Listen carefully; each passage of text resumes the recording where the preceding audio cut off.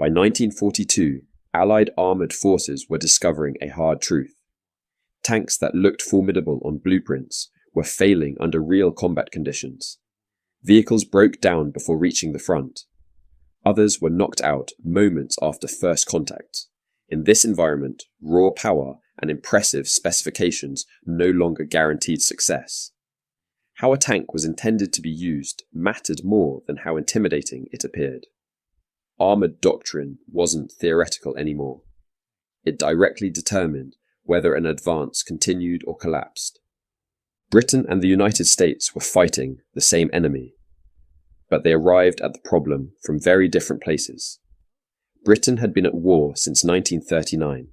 Its tank crews had survived defeat in France, endured the long desert campaigns of North Africa, and faced German armoured tactics at close range. Each loss forced adaptation. Each failure shaped the next design. The United States entered the war later, with far greater industrial capacity but far less battlefield experience. American planners anticipated a global conflict defined by movement, supply, and sustained pressure. Tanks needed to be reliable, easy to maintain, and simple to replace. If something failed, the solution was not to perfect it, but to produce another. What both nations quickly learned was that tanks could not excel at everything. Thicker armour slowed movement. Greater speed reduced protection. Larger guns increased weight and mechanical strain. Every improvement introduced a weakness somewhere else. Britain and America accepted these trade-offs, but they chose different ones.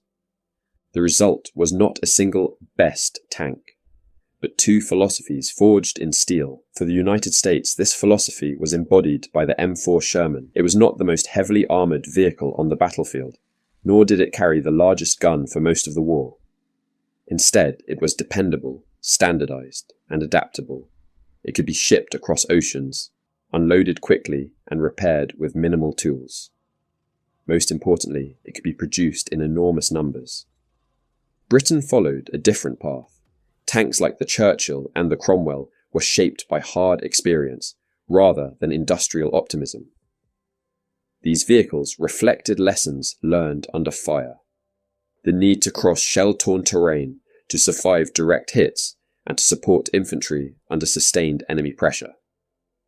They were not built to move fast across open plains.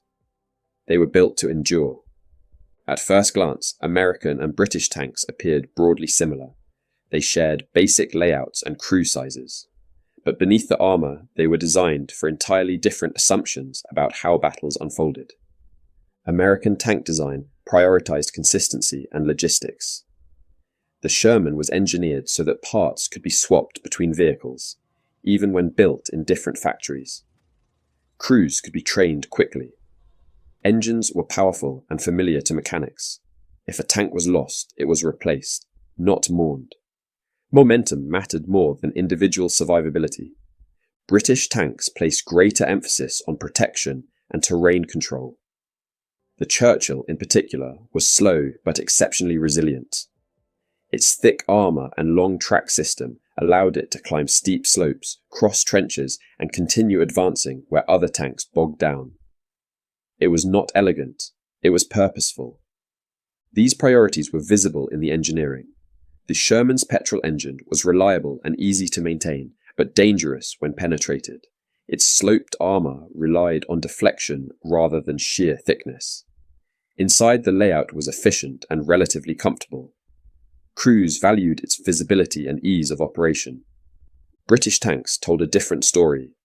Armour was often thicker and more vertical.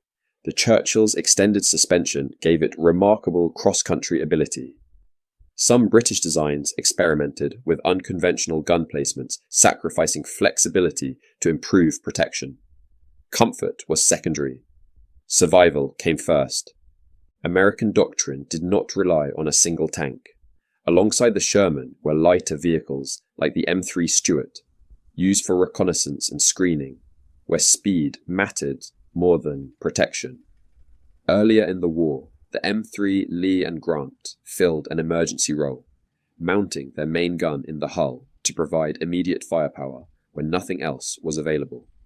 Late in the conflict, heavier designs like the M26 Pershing began to appear, reflecting lessons learned from encounters with German heavy armour. Each of these vehicles had a role. None were expected to dominate alone. On the battlefield, doctrine became behaviour. American Shermans advanced in large formations, supported by artillery and air power. Losses were anticipated and planned for. The goal was to keep moving, overwhelm resistance and deny the enemy time to regroup. British tanks were often used more deliberately. Churchill's advanced with infantry, absorbing enemy fire and holding ground once taken. In Normandy's hedgerows and ruined villages, their armour and climbing ability proved invaluable. Speed mattered less than control. When American and British tanks operated together, their differences became strengths. Shermans exploited breakthroughs. British tanks stabilized contested ground. One provided momentum. The other provided resilience. The real advantage of these machines was not their guns or armour. It was how they fit into larger systems. American tanks worked because they were backed by unmatched logistics and replacement capacity. British tanks worked because they were integrated into careful, methodical operations shaped by earlier failures. Neither approach was flawless. Sherman struggled against heavier German tanks in direct confrontations. British tanks often suffered from mechanical complexity and limited speed. Attempts to design a single, perfect tank repeatedly failed. War evolved too quickly. Environments changed too often. Instead, both nations accepted imperfection and built doctrine around it.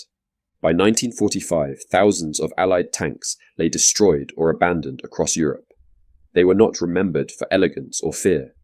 They were remembered for what they made possible. American tanks reflected industrial scale and relentless pressure. British tanks reflected adaptation, restraint, and endurance under fire. They were not symbols of superiority. They were tools shaped by necessity. In the end, this wasn't really about which tank was better. It was about understanding that wars are won by choices, what to prioritize, what to sacrifice, and how to keep moving forward despite limitations.